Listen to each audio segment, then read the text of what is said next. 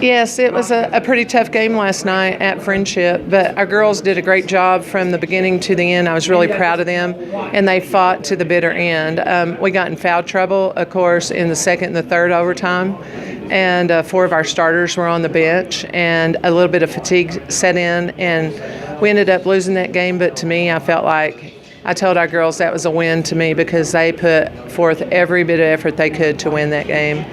And the scoreboard didn't show it, but in our hearts we won it, and couldn't be more proud of our kids.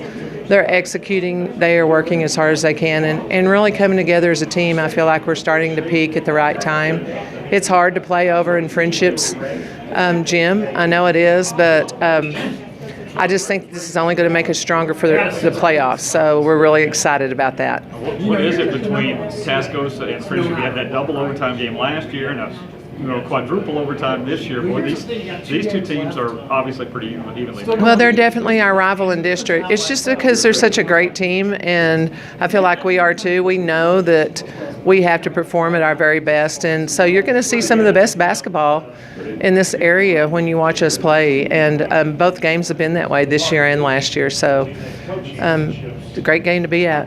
So you got 4 starters on the bench here and going in 4 overtimes. What does it show you about your depth of your team and the confidence you have in them? Everybody contributes on our team, and that's what's so great about it, and that's why we're being so successful this year. And I told them that's what we're going to have in the playoffs that we haven't had in the past, is the depth that we've had. We've got 6 seniors, 3 juniors, and a sophomore, and that just really helps us out a lot.